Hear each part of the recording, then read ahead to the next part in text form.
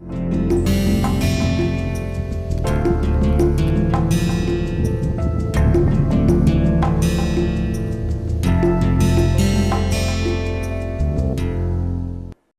back, my dear friends. A very good morning, good afternoon, good evening to all my dear friends and students for this DADM 2 course, which is Data Analysis and Decision Making 2.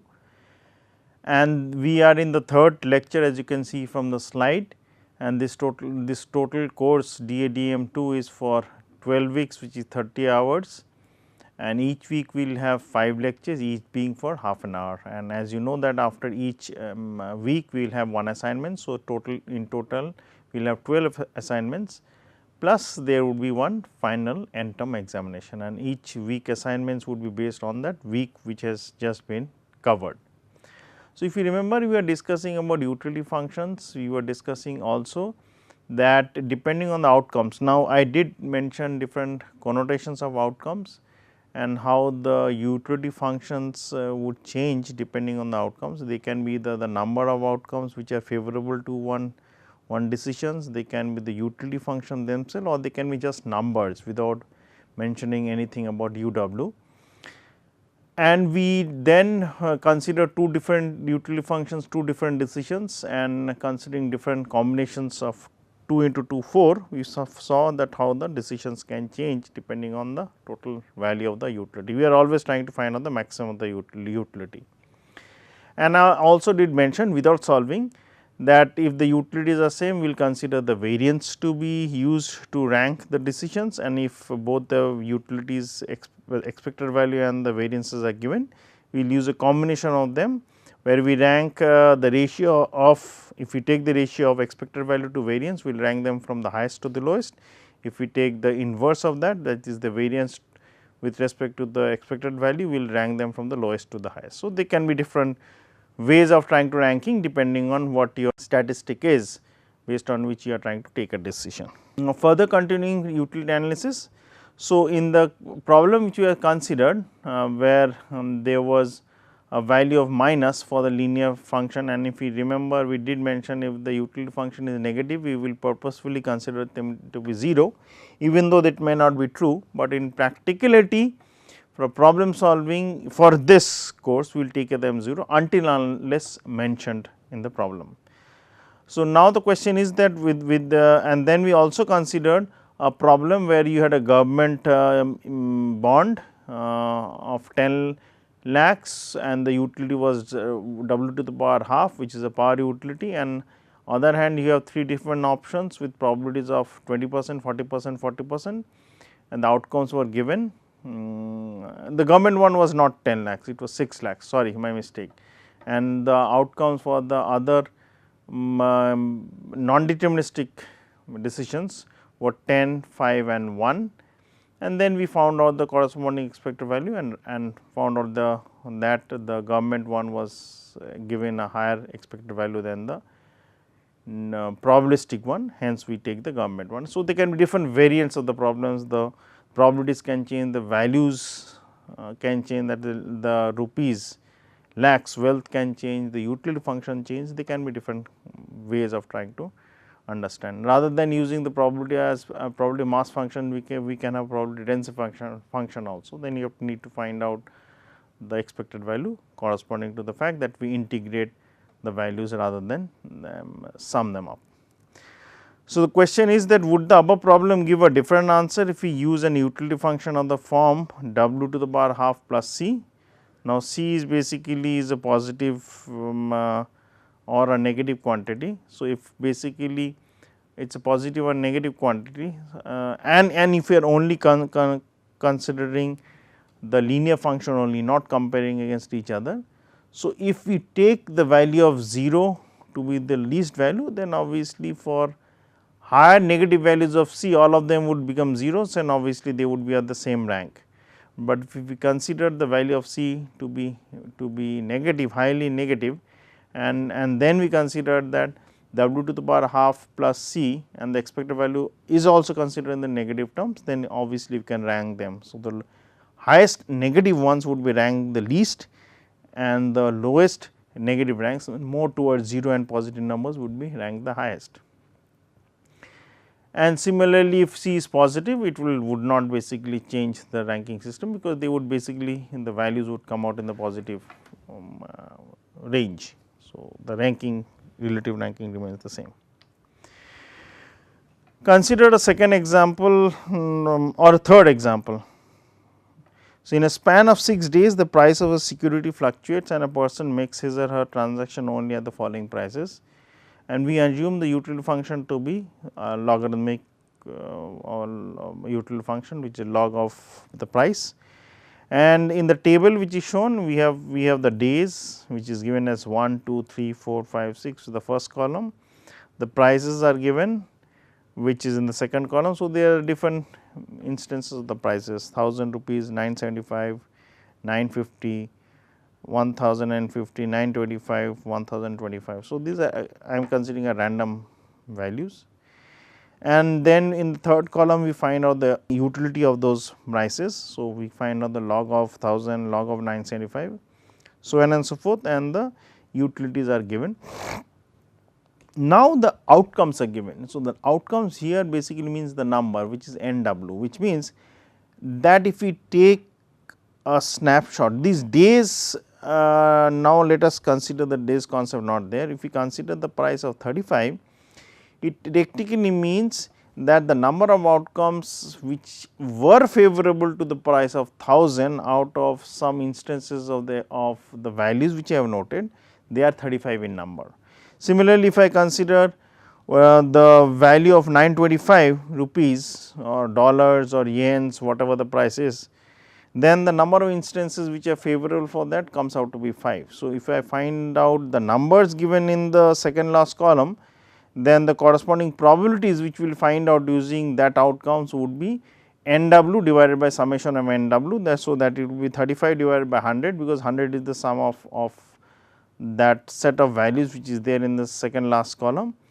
And when we add them up, it as it is 100. So, 35 divided by 100 comes out to be 0.35, correspondingly the other probabilities are 0.15, 0.05 and 0.15. So, if we add them, it definitely comes out to be 1. Now, if we basically multiply, so what we are going to do is we will multiply the we want to find out the expected value. Expected value would be the sum of utility into NW by summation of NW. So, this is the equation we need to find out. So, I use different colors. Let me use the green one. So, the utilities are given here, the number NWs are given here. I am just marking the columns, and the value of summation NWs, once we find it out, it is 100. So, the probabilities which we want to have is given here. So, we can find it out and do the calculations accordingly. Now, in case if utility function is given as a function p to the power 1/4 or p to the power 0.25, then the expected utility comes out to be 33.63%, 33.63 in value terms. So, you can basically make a decision accordingly, depending on different values are there, find out the utilities, multiply them by the probabilities and find out the expected value and rank them accordingly. Now, we will consider different properties or important properties of utilities. So, the general properties of utility functions will go through the two main one and repeatedly come back to these in order to solve our problems. So, one is the concept of non-cessation. So, the first restriction placed on the utility function is that it is consistent with the more being preferred to less. That means, more I give you, more you want. That means, more it is better, more the merrier. So, obviously, it would mean that in practical sense it may not be true, because say for example, in many of the consumptions problem, after a certain limit your marginal utility will start decreasing. So, but still we will consider that point not to be true for the problems when you are trying to solve the optimization problems. So, this means that between any two certain investments or amount of value being W, value means the wealth. So, if you take it the UW would always be less than UW plus 1, that means UW plus the utility based on W plus delta W would always be greater than UW, which means the first derivative of the utility function with respect to W would always be positive. Now, the question will come later on that this positive value which is there, whether in the case when we take the second derivative, whether it is increasing at an increasing rate, increasing as a constant rate or increasing at decreasing rate, that would basically differentiate and give us the concept of the second property, which we are going to come now. The next property is basically consider the concept of risk, something to do with risk. So, if we consider the investors or the decision makers perception of absolute risk, then we will have the concept of the property given categorized under three categories. One is the concept of risk aversion, that means I want to avoid risk. One is risk neutrality, that means I am indifferent to risk, and the third one is basically risk seeking, that means I want to take risk. So, in this case what the point which I mentioned just few minutes back or few seconds back, that the utility function is always increasing with respect to W, and that is the property of non-satiation, which means the first derivative of UW with respect to W is always positive. Now, the second point which is there on the slide, it will mean which I mentioned that the first derivative can increase at an increasing rate, can increase at a constant rate and increase at a decreasing rate, and that will give us the properties. I will come to that into details within few minutes. That will give us the properties of risk avoidance or risk aversion, risk neutrality or risk indifferent, and risk seeking property of any decision maker. So, let us consider a very simple example. So, consider on one table there is given, and these values which is given, which you see 2 and 1, they would not make a much sense, but let us consider those values as given as values only. So, consider you if you invest an amount 2 or a unit 2, and when you basically toss the coin, it is actual coin, unbiased coin, probabilities are half and half. If a head comes, that investment which you make would basically yield you the value of say for example 2, and in the other case whatever investment which you have made, consider that as for the time being as 1. So, 1 you invest you get 2, and another case 1 you invest, if the tail comes you do not get any money. So, if I want to find out that what, and this is an unbiased coin, remember. So, if I tell you that if I keep doing that experiment, tossing the coin, finding out that in half probability I get 2, half I get nothing. So, in the long run you will say the expected value is 1. Why? Because 2 into half, that means 2 is basically the value which I am getting, and remember this 2 is the value. I am giving an, I am not talking about utility, no, it is just a value, and you consider the value as it is, and that is the value which accrues to you. So, the probability would half would be multiplied by 2 plus half, another half would be multiplied by 0, the expected value is 1. So, leave aside this experiment. Come to the other experiment. On table 2, there is a Sholay coin. So, all of you must have seen the film Sholay, and those outside India may not, if they have not seen that, you should definitely see the film of Sholay. So, in Sholay coin, the coin is biased, in the sense both are heads considered.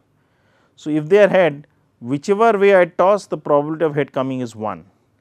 That means, when I toss, the probability is 1 and the investment which I get is also 1. So, if I tell you to find out the expected value, you will immediately multiply the probability of 1 into the outcome which is 1 and the expected value is 1.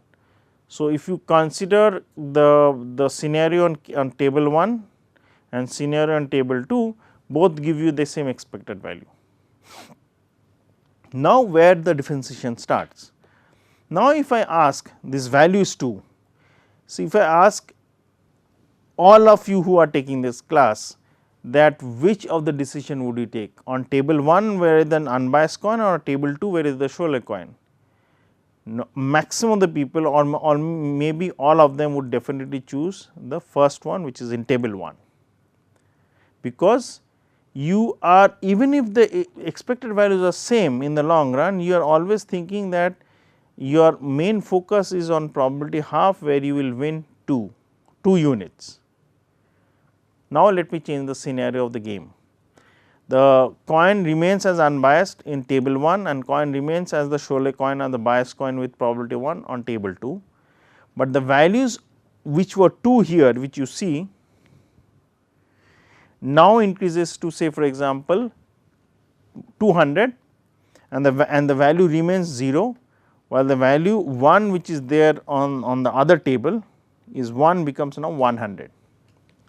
So, again I ask you the question. So, again I tell you that if I want to find out the expected value for these two decisions on table 1 and table 2, you can find out that 200 into half plus 0 into half gives me 100 as a unit, and then 100 into 1 on the table 2 gives us 100. So, the expected values are same. Then again I ask you the question. Now, consider that out of all of you who are taking the class, some may be a little bit doubtful of taking decision 1 which is on table 1, because now you think that your focus of attention is slowly shifting to the case that what if a tail comes, you lose everything, that means all this 200 is gone. Let me again increase the value of 200 to, say for example, 20,000. I am just increasing at very high, huge jump. So, 2 becomes 20,000, 0 remains 0, 1 becomes 10,000. Again the expected values would be same 10,000, 10,000, but now again if I ask you the question which decision we will take with table 1 and table 2, slowly you will see that as I keep increasing the value, at some point of time all people would now be slowly be indifferent, that they do not know which one decision to take, and as this value 2000, 20,000 becomes 2 lakhs, simultaneously 10,000 becomes 1 lakh, and is 2 and 1, these values basically are multiplied by higher and higher values. You will see that all of you would basically be tempted to take a decision which is the certainty event which is on the table 2. So, this gives us the concept that at some point of time any human decision we are willing to take can basically be of any 3 categories, depending on the wealth, depending on my experience, depending what my risk attitude is, depending on my age. All these things would basically dictate that how I take the decision. So, let me come back to what is mentioned in the slide. So, price for investing is one which I have already mentioned, and it is a fair gamble. Fair in the sense because the probabilities are half and half, in the sense that its value is exactly equal to the decision of not investing, which is there on the right hand side on table 2. And we will use this concept of fair gamble later on. Now, the equations which are given are just simple equation and notation of whatever I have done. So, thus if I consider the investments or decisions as I1 and I2, so this means my decisions are like this. This is I1 with probability P I1, this is I2 with probability I2. So, the utility, and on the other hand obviously you will basically have the deterministic event di. So, the probability is here, it would be half, probability here it will be half. Technically it will be half in a fair gamble, but now I will consider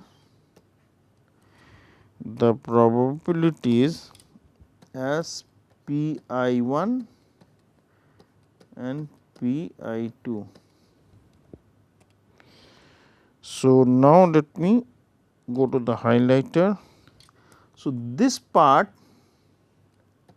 so obviously probability P I1 comes here, and then I1 gets replaced by the utility, because I1 is the value. So, once I basically assume the utility function to be some functional form, so that utility becomes UI1 as noted down. Now, if I go to I2, this value is basically I2 and the probabilities are Pi2. So, you see Pi2 is here and the corresponding utility is UI1, UI2. Finally, consider the deterministic one DUD1, that means utility of the deterministic event, and obviously the probability being 1, it is true. So, that means we have these two decisions. Now, let us consider, and I will highlight it with the red color, the less than sign, the equal to sign, and the greater than sign. So, if you see the equations on the left hand side are the same, equations on the right hand are the same for the 3 bullet points, only the inequality equality sign is changing. If less than sign, which means that I am more inclined to take the deterministic event because I want to avoid risk. So, you can understand from the situation. If both are equal, I am indifferent, and if the left hand side is more, as in the last bullet point, which means I am willing to take the risk, even if the expected value for all the 3 cases may be the same, is exactly the problem which I have discussed. So, another characteristic by which to classify risk aversion person, a risk neutral person, a risk seeker person, we will consider this. That is, the second derivative would have a sign. In one case it will be less than 0, in another case it will be equal to 0, and third case it will be greater than 0, the second derivative, which means if the second derivative is less than 0, it means that utility function is increasing, because obviously the first derivative is 0, is increasing, but the increasing is happening as a decreasing rate. That means I am risk averse, I want to run away from risk. If it is basically the second derivative is 0, which means the utility is increasing, that means uw by w, that is duw by dw, that is the first derivative is positive and it is increasing as a constant rate, that means I am indifferent. And in the third case, if it so, and this means I am a risk neutral person, and in the third case if the second derivative is greater than 0, that means the first derivative obviously is 0, if it is and the second derivative is increasing, it means that the utility function is increasing at an increasing rate, that means I am a risk seeker. So, these are the graphs. So, if we see the green one basically has a utility function which is increasing, but increasing at decreasing rate. The blue one is basically utility function is increasing, but increasing at a constant rate, and the red one is basically a utility function which is increasing, but increasing at an increasing rate. So, these are very obvious from these graphs. Now, let us come to the concept of marginal utility functions. So, marginal utility basically would be corresponding to the first derivative. Marginal utility functions looks like a concave curve. This is a risk aversion person, that means I am avoiding risk. So, obviously, the second derivative would be negative, and I am risk averse. Marginal utility, second bullet point says the marginal utility functions looks neither concave nor convex, it is a straight line. So, it is a risk neutral person. And in the last case, when the marginal utility function looks like a convex curve, that means it is increasing, that means the second derivative is greater than 0, which I just showed in the last graph. So, it is a risk seeking person because the second derivative u double prime is positive. So, which means that the marginal rate is increasing at a decreasing rate for the risk averse person. The second bullet point is marginal utility rate is increasing at a constant rate, which is a risk neutral person, and the third bullet point is basically the marginal utility rate is increasing at an increasing rate, which is the risk seeking person. So, increasing decreasing being risk averse, increasing constant being risk neutral, and increasing being risk seeker. The first part obviously would be increasing, but as per the non cessation point it will always be positive. So, here are the graphs which I have tried to draw it as neatly as possible for you to make understand. So, on the y axis you are measuring the utility functions, on the x axis you are measuring the wealth, some amount of wealth, and the green curve which you have, if you see the dy dx of that or duw dw, it basically slowly tan of that angle slowly starts decreasing. So, hence it is a risk aversion. In a risk neutral person, the dy dx or duw dw is a straight line. So, tan of that angle does not change. So, it is basically risk neutral person, and again I am measuring UW along the y axis and W values or the wealth values on the x axis. Similarly, if I take the utility analysis and the marginal rate for the curve which was the red one, and if I plot again y axis being UW, x axis being W, and if I find out the dy dx which is duw dw is increasing, that means the tan of the angle is increasing, hence it is basically a risk seeker person.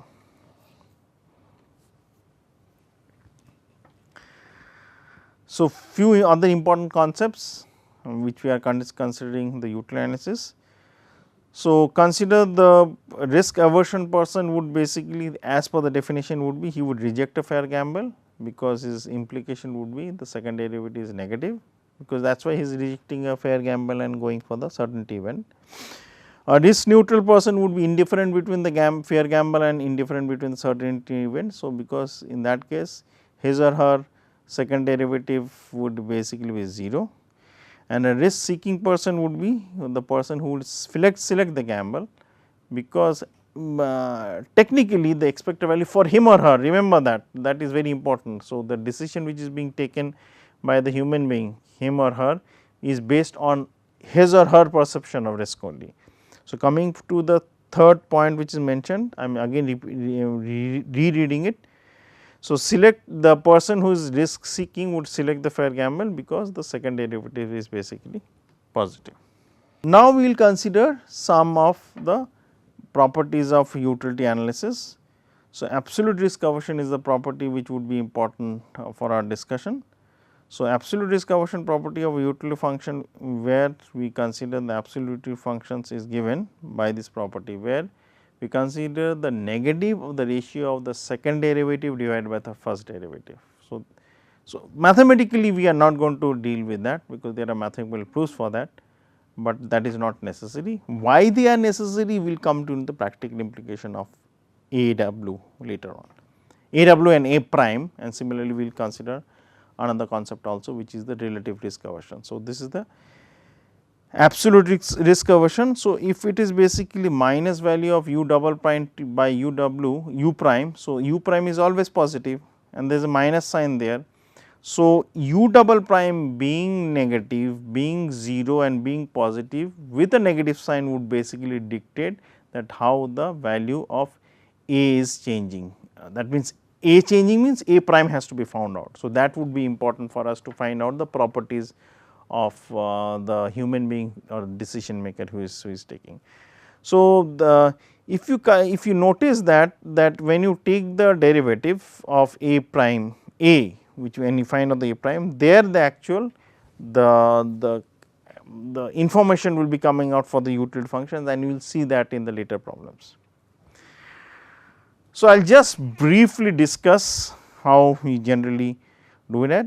We will assume basically an investor, this is just for the concept, is nothing to do with the problem solving, it is just a overall feel that how you can basically approach the problem.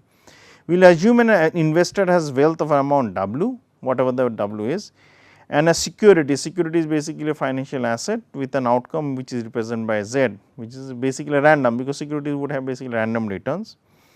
And we will consider Z to be a fair gamble, whatever the amounts are not there, fair gamble we will consider the probability is half, such that there is an equivalent deterministic event which can replace that. And we will consider the expected value of that fair gamble is 0, and the variance is given by some sigma square suffix Z, and the utility is basically given by UW. So, we will basically choose a wealth such that we can write this as two decisions. In one decisions there is the wealth WC, and another decision is the wealth W plus the security, and based on that we will try to balance it and basically try to expand using Taylor series expansion, and then try to find out the Taylor series. From the Taylor series expansion we will try to find out the concept of absolute risk aversion, which I just mentioned on the last slide, and then similarly find out the second derivative. We will come into the actual implications again I am mentioning as we solve the problems later on. So, with this I will end this third class and have a nice day, and thank you very much for your attention.